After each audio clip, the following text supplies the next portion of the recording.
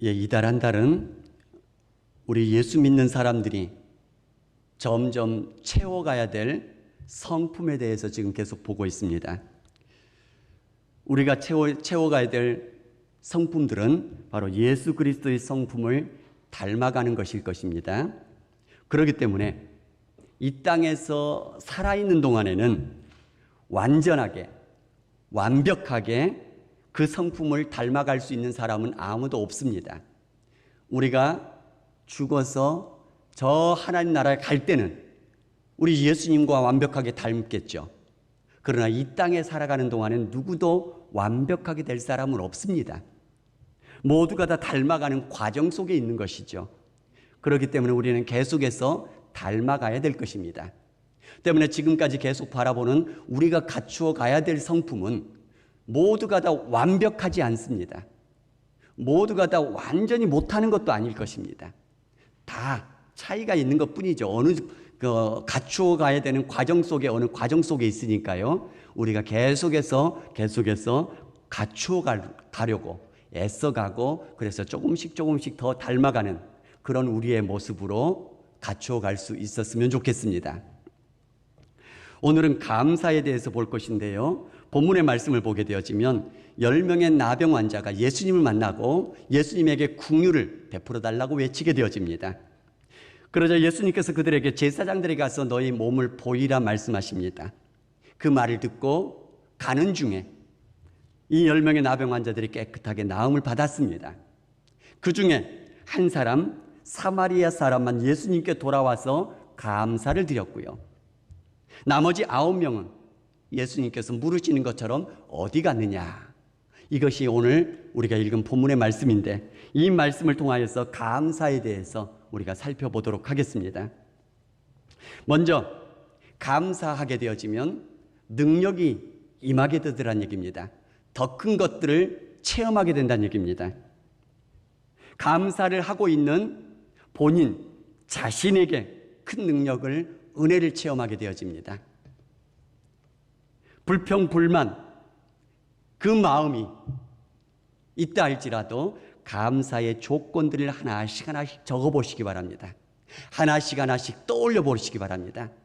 처음에는 잘 안 되지만 감사의 마음들을, 감사의 조건들을 하나씩 해 나가는 동안에 어느 순간에 감사의 마음으로 내 마음이 바뀌게 되는 것들을 여러분들이 경험하게 될 것입니다. 오늘 본문의 말씀 속에서는 예수님께 돌아와서 그 예수님의 발 앞에 엎드려 감사한 나병 환자, 그 사람에게 예수님께서 말씀하십니다. 일어나 가라, 내 믿음이 너를 구원하였느니라. 구원까지 선포하심을 받게 되더란 얘기입니다. 나병에서 치료받은 것, 그것까지 구원에 같이 포함할 수도 있겠습니다만 만약에 그렇게 본다면 나머지 9명도 다 치료를 받았지 않습니까? 그럼 그들에게도 구원을 선포하는 것입니까? 그렇게 볼 수가 없기 때문에 여기에서 너에게 구원이 임할 것이다 라고 말씀하신 것은 바로 치료를 넘어선 또 다른 구원의 은혜를 주신 것이다, 이렇게 볼 것입니다. 때문에 감사하게 되어지면 더 큰 것을 얻게 되어진다는 얘기입니다. 그 다음에 예전에 몇 번 우리 성도님들과 같이 나누었던 것인데요. 감사했던 것, 예전에 감사했던 것이라 할지라도 그것을 다시 한번 떠올리면서 다시 한번 차분히 감사를 해 보시기 바랍니다. 기도할 때 그렇게 하셔도 되고 여러분들이 묵상하면서 그렇게 해도 되고요. 예전에 여러분들에게 감사했던 일들을 떠올리면서 한 번씩 되살려 보시기 바랍니다. 그러다 보면 여러분도 모르는 사이에 어느 순간 더 큰 눈물의 감사가 여러분 마음속에 터져 나오는 것들을 체험하게 될 것이라는 얘기입니다. 때문에 감사하면 감사하는 그 사람에게 더 큰 은혜가 임하게 되는 것을 믿습니다. 또는 감사하게 되면 감사하는 사람에게 상대방이 있을 것이지 않겠습니까? 그 사람에게도 더 큰 은혜가 임하게 됐고요. 감사하게 되면 하나님께도 영광을 돌려드리게 되더란 얘기입니다. 오랜만에 만난 친구가 있었습니다. 학교 다닐 때 친구였습니다. 그 친구는 대학 때에 편입해서 들어와서 공부를 하고 있었던 친구였었습니다. 그런데 그 친구가 새삼스럽게 하는 얘기가 뭐냐면은 새로 편입에 들어와서 참 어렵게 공부했던 철학 공부, 그 공부하는데 제가 도움을 많이 줬다고 얘기하더라고요. 저는 전혀 기억이 안 납니다. 그런데 물론 제가 철학 공부를 재밌게 했던 기억은 있습니다. 서양 철학사, 철학 책들을 읽으면서 어려운 것들을 막 그렇게 읽으면서 굉장히 재밌게 공부했던 기억은 있습니다만 누구를 도와줬다라는 기억은 전혀 없는데 그 얘기를 들으니까 아, 제가 그런 것도 했었나 하면서 또 마음이 새삼스럽게 감사하더라고요. 최근에 친구 선교사님이 한국에 들어왔습니다. 그러면서 저에게 연락을 하고 찾아왔고, 그래서 만나서 이런저런 얘기를 하는 동안에 그 친구가 하는 얘기입니다. 그래도 편하게 연락할 수 있는 친구가 있어서 고맙다고요. 그 얘기를 들으니 저도 감사하더라고요. 여러 선교사님들, 공부하는 사람들, 여러 가지 상황들을 알기 때문에 넉넉하게 하지는 못하지만 그런 사람들을 만날 때마다 전혀 부담을 주지 않고 할 수 있는 만큼 손길을 내밀어 줬거든요. 계속해서. 그랬더니 그렇게 반갑게 맞아주니 편하게 연락할 수 있는 사람이 있어서 고맙다. 이런 얘기를 하더란 얘기죠. 그 얘기를 들으니 저도 감사하고요.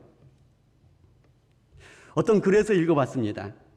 어떤 사람이 사업을 실패하고 극심한 스트레스 때문에 다리에 마비까지 오는 증상이. 그래서 그 사람은 생을 포기하려고까지 생각을 했답니다. 그리고 마지막으로 가만히 인생을 돌아보니까 자기에게 고마웠던 초등학교 선생님이 생각이 나서 그분에게 편지를 보내고 마지막을 지나가려고 이렇게 생각을 했답니다. 편지를 보냈습니다. 그런데 그 선생님은 이제 연세가 많으셔가지고 홀로 요양원에 계셨는데 그곳에서 편지를 받아보고는 그 편지에 너무나도 감사하고 감격해서 날마다 그 편지를 읽고 있노라고 그렇게 연락이 왔답니다. 그 연락을 답변을 받고 오히려 그 사람이 또 감사해서 힘을 내고 살아가게 됐노라고 그런 글을 읽어보았습니다. 감사했더니 그 선생님에게도 생애 마지막에 계시는 그분에게도 정말 감격의 마음을 주고 날마다 감사하며 살아가게 하고요. 그 마음이 오히려 더 전달되어져서 그 사람도 힘과 용기를 내서 살아가게 되었다는 얘기입니다. 우리 부모님들이 아이들 키우다 보면 극심한 혼란기를 겪어가고 있는 아이들을 만나게 되지 않습니까? 그런 때가 있지 않습니까? 전문가들이 얘기를 합니다. 그런 아이들에게 부모가 진심을 담아서 아들로 딸로 태어나줘서 고맙다. 감사의 마음을 자꾸 전하다 보면 이 아이들이 자존감이 채워져서 이 모든 어려움이 쉽게 지나가게 되는 경우들이 많다라고 얘기를 합니다. 무엇이요? 고맙다고, 감사하다고 얘기해 주는 그것이 아이들의 그 극심한 혼란기도 쉽게 잠재울 수 있다라고 얘기를 하더란 얘기입니다. 때문에 감사는 자기 자신에게도 은혜가 되는 것이고요. 감사함을 받는 대상, 사람에게도 그 사람에게도 은혜가 되는 것이고 하나님께 영광이 되더란 얘기입니다. 자, 그러면 감사의 의미가 무엇인가라는 것입니다. 사전적인 의미를 찾아봤습니다. 바로 한자에서도 보니까 느낄 감, 감동할 감자에다가 사례할 사자를 쓴다는 얘기입니다. 무슨 얘기냐면 마음으로 느끼고 감동한 것을 사례하고 표현하는 것이란 얘기입니다. 마음속에 생각 속에 품고 있는 것만으로는 감사가 아니란 얘기입니다. 부족하다는 얘기입니다. 그것까지는 고마운 마음, 생각, 사례하고 나타내야 되고 표현해야 되는 것이 감사의 원래 의미란 얘기입니다. 오늘 본문의 말씀에서도 10명의 나병 환자가 예수님의 말씀을 듣고 가다가 모두 다가 깨끗함을 받았습니다. 병 고침을 받았습니다. 그러나 이방인인 이 사마리아 사람 한 사람만 예수님께 돌아와서 감사의 마음을 전하고 있습니다. 예수님 말씀하십니다. 나머지 9은 어디 있느냐? 10사람 모두 다 깨끗함을 받지 않았느냐라고 말씀하고 있습니다. 돌아오지 않은 그 나머지 9명은 아마 유대인일 가능성이 큽니다. 왜냐하면 돌아온 사람이 사마리아인이더라 라고 딱 꼬집어서 하고 있지 않습니까? 예, 그렇기 때문에 돌아오지 않은 사람은 유대인일 가능성이 많습니다.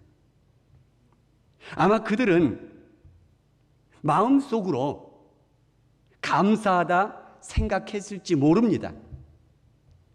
그렇다 할지라도 돌아와서 감사를 표하지 않았다면 그 나머지 9은 어디 있느냐라는 그 물음의 대상이 되더란 얘기입니다.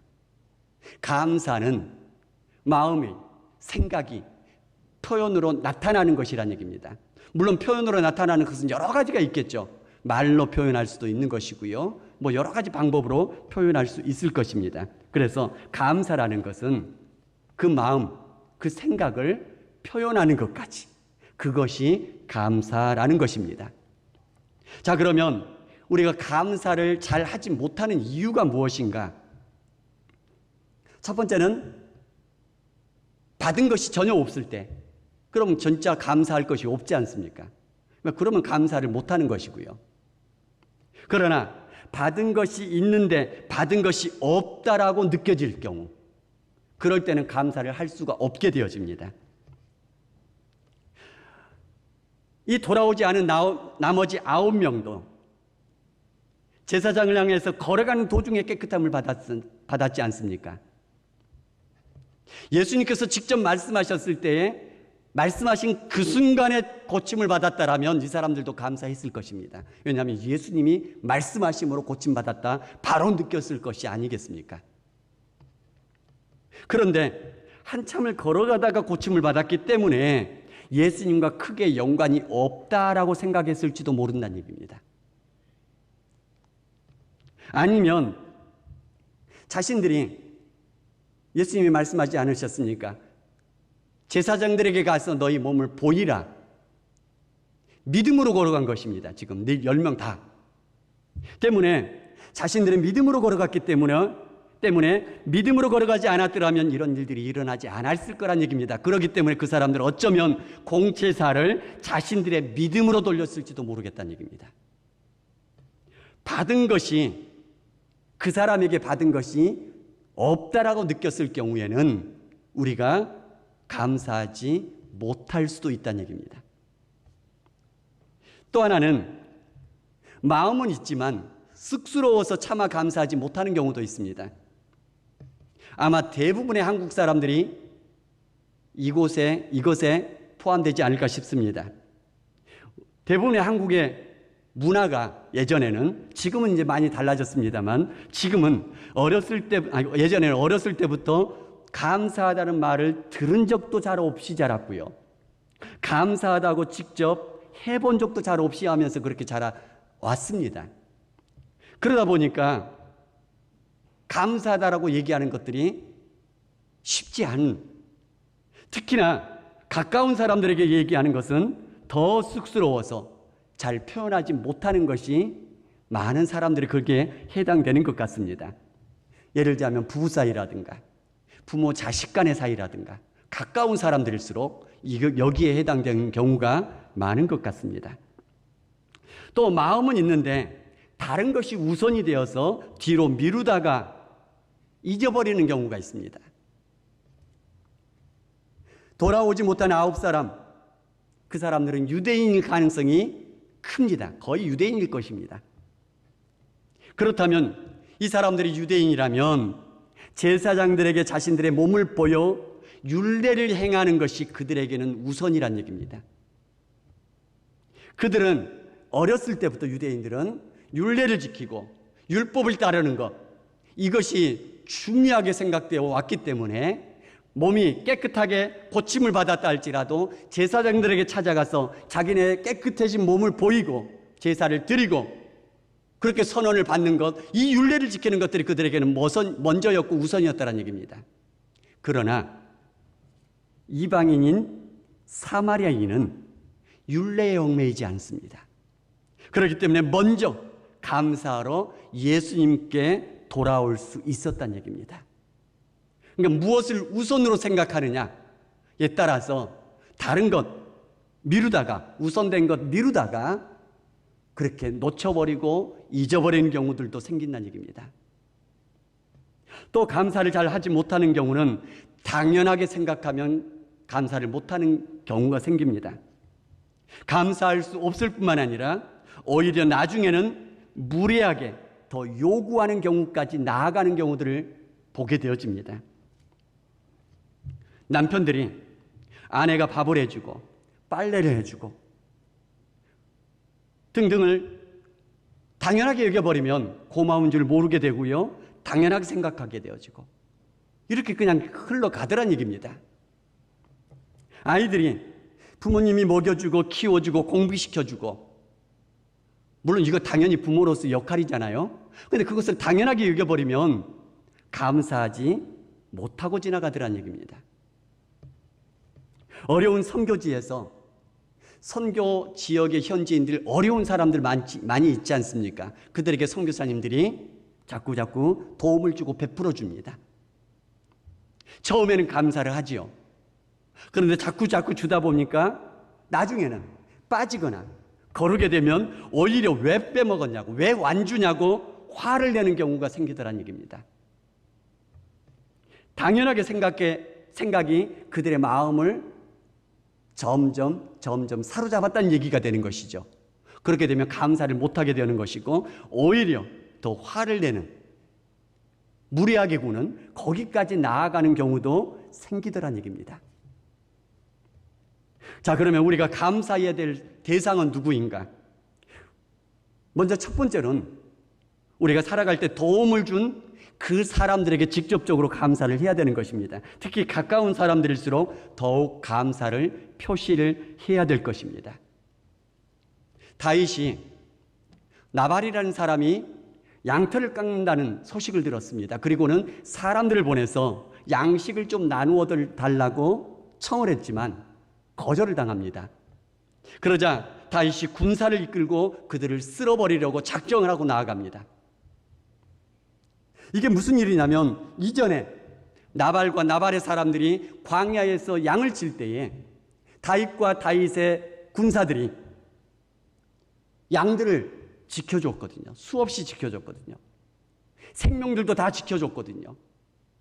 그러니까 지금 양털을 깎는 시기가 되어서, 다시 말하면 추수 때가 되어서 풍성할 때에 양식을 좀 나누어 달라 청하는 것은 다윗의 입장에서는 당연한 건데 그것을 거절하니 이것이 배응망덕이란 얘기입니다.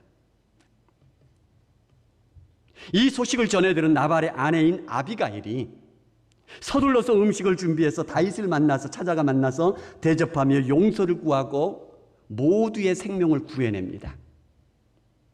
감사하여서 생명을 구한 아비가일이 있고요, 감사하지 못해서 죽을 위기에 떨어진 나발이 있더란 얘기입니다. 우리는 도움을 준 사람들에게 소소한 것이라도 감사를 표하면서 살아갈 수 있는 그런 우리가 될 수 있었으면 좋겠습니다. 그런데 사람들에게도 감사하지만 하나님께도 감사를 해야 됩니다. 물론 하나님께 직접적으로 받은 은혜, 하나님께 감사하는 것 당연하겠죠. 그러나 사람을 통해서 받은 그 은혜도 그 사람에게도 감사하면서 동시에 하나님께도 감사를 해야 된다는 얘기입니다. 왜냐하면 하나님께서 그 사람들까지 움직이셔서 그 은혜가 내게 흘러오게 만들어 주셨다는 얘기입니다. 하나님의 섭리하시는 손길이 있었다는 얘기입니다. 백부장 고넬료가 있었습니다. 사람을 욥바에 보내서 베드로를 청했습니다. 베드로가 고넬료의 집에 와서 하나님의 말씀을 전해주고 기도할 때에 유대인들이 받는 놀라운 성령의 능력을 받게 되어집니다. 온 가정이 구원을 받습니다. 베드로에게 감사할 일이겠죠. 그러나 동시에 하나님께도 감사해야 된다는 얘기입니다. 왜냐하면 꿈을 통하여서, 환상을 통하여서 가라고 하고 이 모든 것들이 다 짝이 맞춰지게 만들어주신 그 하나님의 손길이 그 뒤에 있었지 않습니까? 그렇기 때문에 베드로 그 사람에게도 감사해야 되고, 동시에 우리 눈에 보이지 않지만 보이지 않는 뒤에서 섭리하시는 손길로 역사해 주시는 그 하나님께도 감사를 드려야 된다는 얘기입니다. 감사해야 될 내용은 특별한 은혜를 받았을 때 감사를 하는 것 당연하겠죠. 특별한 도움을 받았거나 은혜를 받았을 때에는 우리 모든 사람들이 이의 없이 감사하는 것 당연하게 생각할 것입니다. 물론 그때는 감사하지 않으면 배은망덕이라 누구나 그렇게 여길 것입니다. 예를 들어 보겠습니다. 직장이든 사업이든 하다 보면 위기에 빠질 때도 있지 않습니까? 그런데 절대적인 도움이 될 만한 사람을 주변에 누군가가 소개를 시켜줬고 그 사람의 도움으로 모든 문제들이 잘 해결이 됐다고 한번 가정을 해보십시다. 그러면 그 사람에게 감사하는 것 당연하지 않습니까? 소개해 준 사람에게도 감사하고 해결에 도움을 준 사람에게도 감사하고, 그런 것은 당연하다는 얘기입니다. 또 우리가 하나님께 기도했을 때에 응답을 받아서 질병의 치료를 받았을 때 하나님께 감사하는 것 당연한 것입니다. 문제를 해결해 주심을 받았다면 하나님께 감사하는 것 당연한 것입니다. 하나님께서 은혜와 감격과 눈물이 넘쳐나게 해주셨을 때 하나님께 감사하는 것 당연하다는 얘기입니다. 특별한 은혜를 받았을 때에 감사하는 것은 당연한 것입니다. 특별한 감사하는 것이죠.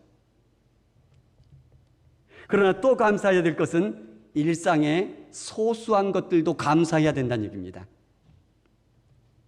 항상 동일하게 지나가는 모든 일들, 당연하게 생각하고 넘어갈 수 있는 그런 일들, 아무런 생각 없이 지나가 버릴 수 있는 그런 일들, 그것도 때로는 우리가 하나씩 하나씩 돌이켜보면서 감사해야 된다는 얘기입니다. 부모님들이 자녀들 양육하는 것은 당연하지 않습니까? 부모로서 그렇게 해야 되는 일입니다. 자녀들도 그렇게 생각하는 것도 당연할 것입니다. 그러나 끝까지 당연하게 지나가 버리는 것과 부모들이 가끔 가다가 자녀들이 가끔 가다가 부모에게 찾아와서 키워주셔서 감사합니다. 어느 자녀가 부모님 여러분 마음속에 울리겠습니까? 부부 사이에도 마찬가지입니다. 당연하게 생각하기 쉽고 생각 없이 지나가 버리기 쉬운 것이 가까운 사이일수록 그런 것 같습니다. 그러나 늦기 전에 사소해 보이는 것들까지라도 하나하나 생각해보면서 가끔은 감사할 수 있는 그 마음, 그 용기, 그 결단 채워갈 수 있었으면 좋겠습니다. 우리가 흔히 말하는 말이 있지 않습니까? 있을 때 잘해. 있을 때 잘하라고요. 왜냐하면 지나가 버리고 나면 나중에 후회할 일들이 생기게 될 거란 얘기입니다. 그거는 우리 주변의 사람과의 사이에서도 그런 마찬가지고요. 하나님께도 마찬가지입니다. 하나님께서 우리에게 생명을 주셨고 우리에게 삶을 주신 것 감사해야 되지 않겠습니까? 우리에게 공기를 주시고 이 모든 것들을 감사해야 되지 않겠습니까? 지켜주시고 보호해 주심을 감사하는 것이고요. 또 특별히 우리 믿음의 사람들, 바로 십자가의 보혈로 구원받음에 감사를 해야 되는 것입니다. 또 응답받고 은혜 주심에 감사를 하는 것이 우리 믿는 사람들이 해야 되는 것입니다. 그러나 믿는 사람으로서 한 걸음 더 나아가서 환난과 고난과 어려움 중에서도 하나님께서 주실 은혜를 예비하고 계실 거라는 것을 믿으면서 감사하며 나아가는 그런 마음까지라도 필요할 것입니다.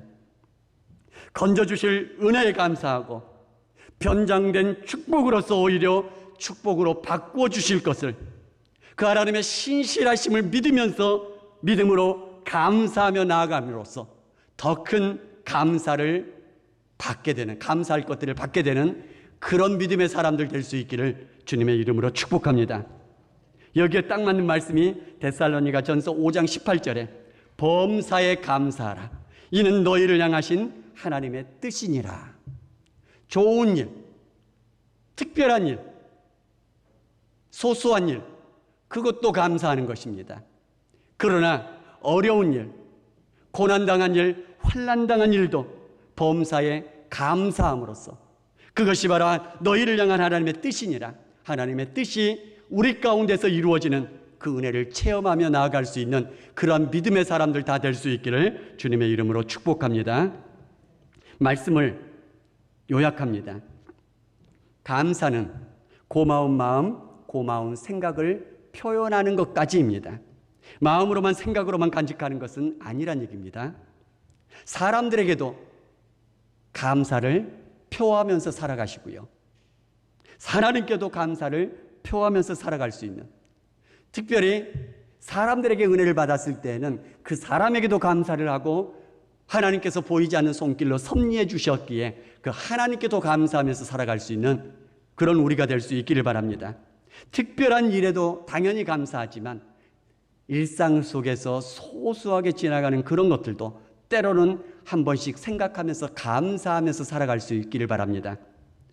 그리고 특히 어려운 고난과 환난 중에서도 어렵지만 하나님의 심실하심을 믿으면서 감사로 이겨낼 수 있는 그런 하나님의 사람들 되기를 바랍니다. 그러면 감사가 더 큰 감사를 만들어내어서 우리의 마음도 더 넉넉하게 감사할 마음으로 넓혀주실 것이고 감사할 수 있는 일들도 실제로 더 많이 채워주실 거라고 믿습니다. 감사는 더 큰 은혜, 더 큰 감사 주실 것입니다. 그렇게 되어지면 우리 마음이 기쁨으로 가득 차게 될 것이고요. 나도 모르게 흥얼거리는 찬양이 나오게 될 것이고요. 웃음소리 자꾸 나올 것이고요. 사람들 만나게 되면 자랑하고 싶은 일들이, 자랑하고 싶은 마음들이 자꾸 일어나게 될 것입니다. 그런 눈으로 바라보게 되면 이 세상 만물들 돌아보고 둘러보아도 모든 만물들이 다 찬양하는 것처럼 그렇게 보이게 될 것입니다. 우리가 감사함으로써 우리 마음이 그렇게 기쁨으로 차고 넘치는 그런 우리들 되고 우리 교회 될 수 있기를 주님의 이름으로 축복합니다. 같이 찬양하며 기도하는 시간 같습니다.